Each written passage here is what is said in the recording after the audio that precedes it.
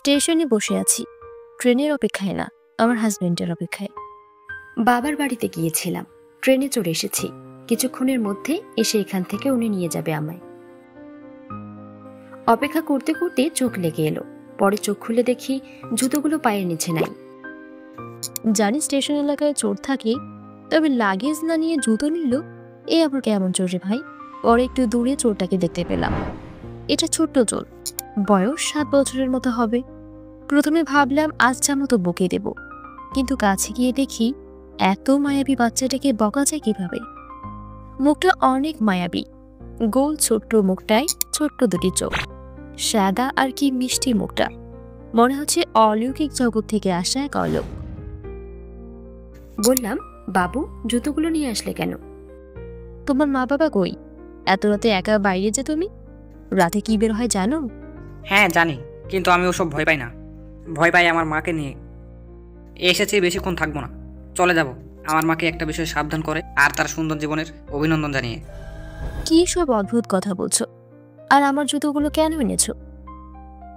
শুনেছি মায়ের পায়ের নিচে জান্নাত, তোমার পায়ে ওগুলো পেলাম। জান্নাত কি এরকমই? তুমি দেখেছো? বাবু, জান্নাত এটা না, আর আমি তোমার মাও না।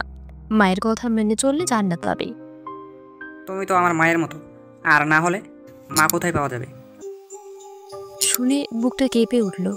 বললাম, তুমি কি বললে যে তোমার মাকে কি যেন বলবে, আবার বলছো তোমার মা নাই? তুমি কোথা থেকে এসেছো, আর এখন যাবে কোথায়? আমি ওই নীল আকাশ থেকে এসেছি, আর আমি এক পরীর ছেলে। কিন্তু আমার মা পরী একদিন সুখের সন্ধানে গিয়েছিল আমায় এক ডাস্টবিনে ফেলে। আমি ওই আকাশ থেকে এসেছি, আর আকাশে ফিরে যাব। কিন্তু তার আগে আমার মাকে একটা বিষয়ে সতর্ক করে যাব। তুমি কি আমার সাথে মজা করছো, না কার কাছ থেকে শুনে কোনো গল্প বলছো? আমার নাম কিন্তু সত্যি অলোক, তুমি মনে মনে যেটা ভেবেছো। আমি তো অবাক। আমি মনে মনে কি ভাবলাম সেটাও সে বুঝে গেল। আবার যেটা ভেবেছি ওটাই তার নাম, এমনভাবে মিলে গেল। আচ্ছা, তুমি তো মনে হয় কারো অপেক্ষা করছো, আর আমিও অপেক্ষায় আছি কিছুর। তাহলে একটা গল্প শোনালে বুঝবে, আর সময়ও কেটে যাবে। গল্পটা না জন্মানো এক শিশুর। তো তার জন্ম হলো মানুষের ঘরে, কিন্তু দেখতে একদম পরী ছিল। এত সুন্দর একজন মেয়ে, তাই সব দিক দিয়ে বিয়ে এবং প্রেমের প্রস্তাব আসছিল। কিন্তু তার উদ্দেশ্য ছিল অন্য কিছু, মডার্ন যুগের সাথে মিলিয়ে চলতো, আর ডাক্তার হতে চেয়েছিল। তাই সব রিজেক্ট করতো। বাড়িতে যত বিয়ের প্রস্তাব এসেছিল, কিন্তু একজনের প্রেমের প্রস্তাব মেনে নিল। যেহেতু সে সুন্দর ছিল আর মডার্ন ছিল, তাই সবাই তাকে পাওয়ার আশায় ছিল। কিন্তু ভালো ছেলেদের ভালো লাগলো না, এক প্লেবয়ের ফাঁদে ফেসে গেল। যেহেতু বয়স হয়ে গেছে, শরীরের চাহিদা তো থাকবেই, তাই প্লেবয়ের কথাই গেল মেনে। এক বন্ধুর বাড়িতে সেই প্লেবয় তাকে নিয়ে গেল। মানুষ সেই দিন দুই শরীর একসাথে এসে এক হয়ে গেছিল দুইজনে। সেদিন তাদের দুজনের এক হওয়ার কারণে আরেকটা শরীর তৈরি হওয়া শুরু হলো। যতক্ষণে সেই পরী এটা বুঝতে পারে, এতক্ষণে অনেক দেরি হয়ে গেছিল। পরে পরী শরীরে যার জন্য অলোক এলো, সে না স্বীকার করে।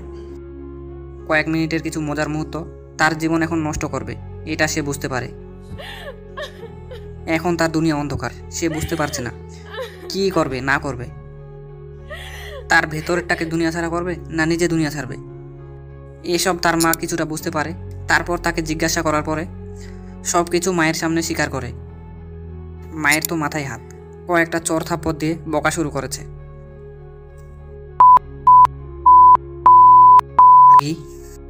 তুই যে এই আকামটা করেছিস, এখন আমি করবোটা কি?